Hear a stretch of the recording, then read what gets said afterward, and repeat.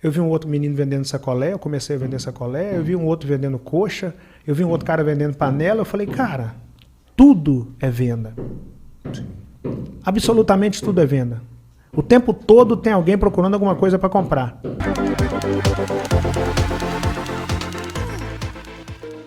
Bom, primeiro é importante dizer para a galera que não se sacode uma árvore e cai um cara pronto lá de cima. Infelizmente, muita gente pensa que é assim. Isso no mundo do empreendedorismo, no mundo dos mega empresários, no mundo da música, nós temos o hábito de acreditar que vai sacudir e vai cair um cara pronto. Com o Rick não foi diferente. Aquele vídeo que explodiu o mundo afora é resultado do que eu fiz antes dele. E esse antes dele foi bem pesado. Começou lá em Pitangui, interior de Minas Gerais, eu sou mineiro. Apesar de que muita gente acha que eu nasci no Rio, mas não nasci, nasci em Minas. E no caos da miséria, caos mesmo. Quando eu falo caos, falo com muito orgulho. Eu costumo brincar que existe a classe A, B, C, D, E e depois o lugar que eu nasci. É bem caos da miséria, não tinha muito emprego, muitas possibilidades de girar sua própria engrenagem, de ganhar seu próprio dinheiro em Pitangui. Então meu pai teve que começar a migrar de cidade em cidade para buscar algum tipo de serviço para fazer. Meu pai também é um cara que estudou o básico do básico, porque teve que abandonar também para ajudar em casa, assim como aconteceu comigo, e começou a migrar de cidade em cidade para trabalhar fazendo carvão, lá em Minas Gerais mesmo. E aí uma dessas viagens, eu já com meus 7 anos de idade, a minha mãe sofre derrame cerebral em uma carvoeira, sem acesso nem sequer à energia elétrica. Meu pai, no desespero lá do marido, vendo a esposa se perder ali, com 5 filhos dentro de casa, o mais velho tinha 11 anos de idade. Meu pai pega a minha mãe, arruma alguém, coloca minha mãe dentro de uma mulher de um caminhão e leva para Campina Verde, uma das cidades de Minas. Chega em Campina Verde, os médicos olham para minha mãe e falam, não tem como nem tocar. Dificilmente ela vai sobreviver, mas pode levar para Uberlândia, que já era uma cidade que tinha um hospital das clínicas, que tinha um pouco mais de estrutura para receber um quadro daquele. Só que isso foram horas de viagem, da Carvoeira a Campina Verde algumas horas, de Campina Verde a Uberlândia algumas horas.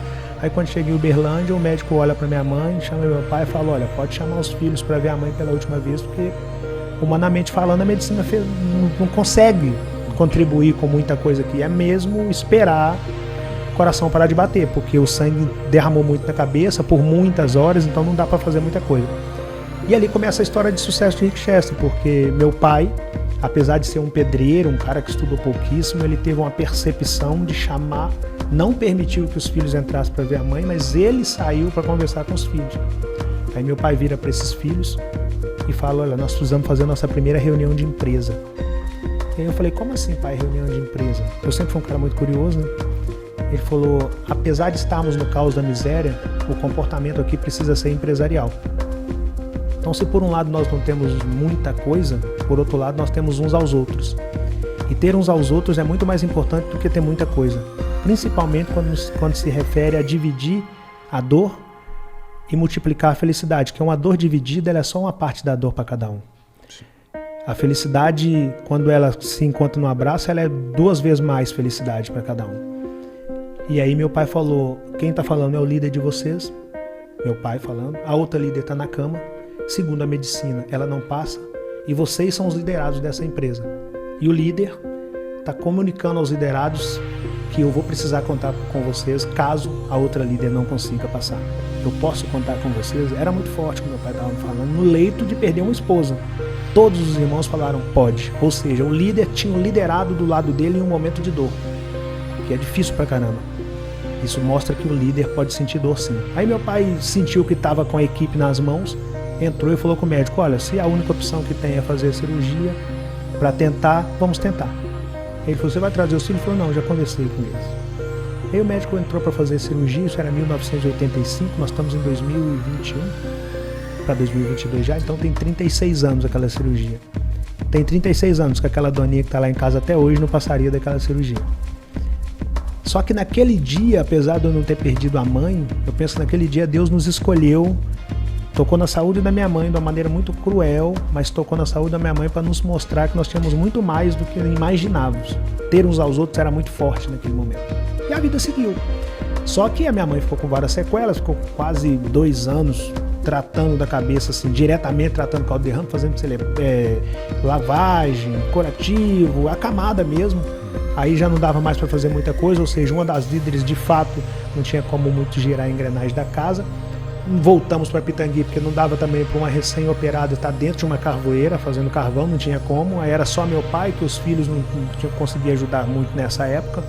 E só que Pitangui não tinha emprego, aquilo que eu te falei. Aí meu pai falou, cara, eu vou ter que voltar pro campo para colocar comida na mesa. E aí ele chamou a equipe novamente e falou, nós precisamos fazer a nossa segunda reunião de equipe. Aí eu pensei, pô, esse negócio de equipe é interessante, segunda vez que meu pai fala disso.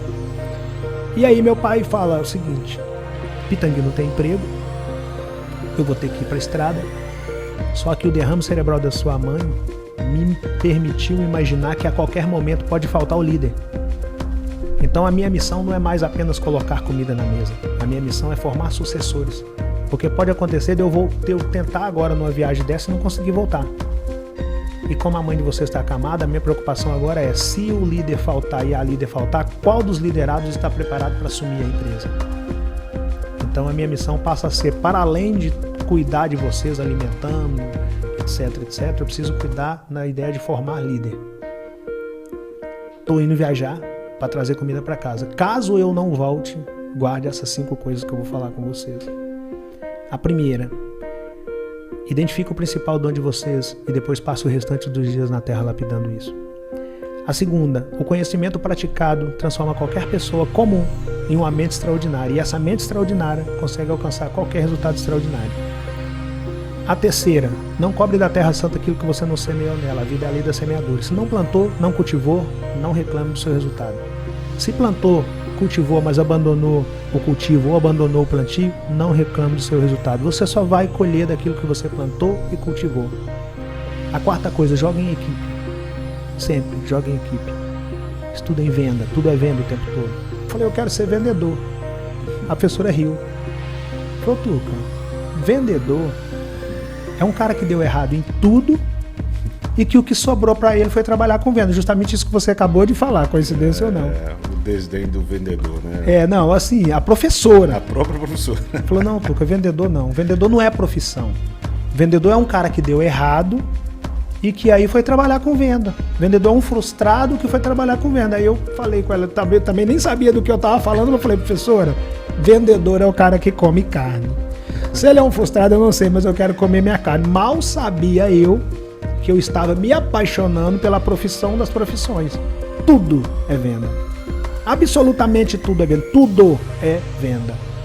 E eu comecei a me apaixonar pela venda porque foi a venda que me possibilitou comer carne. Mas ali eu ainda não estava tão apaixonado. Eu comecei a apaixonar mesmo, foi a partir do momento que eu comecei a vender todo dia, minha horta acabou. Cheguei lá e falei, pô, cadê meu alface? Não entendi, acabou o alface. E quando acabou o alface, eu percebi que eu não poderia deixar meus clientes na mão. Comecei a comprar alface do cara que eu perguntei no primeiro dia, para que eu pudesse atender meus clientes. Só que enquanto eu estava atendendo meus clientes, eu vi um cara engraxando sapato, eu vi um outro menino vendendo sacolé, eu comecei a vender sacolé, eu vi um outro vendendo coxa, eu vi um outro cara vendendo panela, eu falei, cara, tudo é venda. Absolutamente tudo é venda. O tempo todo tem alguém procurando alguma coisa para comprar. E aí eu voltei para casa e comecei a olhar. Tinha um pé de abacate, um pé de manga, um pé de mamão. Eu falei, peraí, cara, por que eu não tô vendendo abacate? Por que eu não tô vendendo manga? Por que eu não tô vendendo mamão? Aí eu comecei a ver venda em tudo. Aí eu desenvolvi a seguinte mentalidade. Eu, filho da dificuldade, a dificuldade me apresenta como única alternativa a superação, e a superação me apresenta a venda. A venda salva a minha vida. Só que para você sair da dificuldade, você tem que entender que você precisa superar a dificuldade. O primeiro passo é você entender, estou passando por um momento delicado e preciso superá-lo. A partir do momento que essa ficha cai para você, a vida automaticamente lhe apresenta a superação.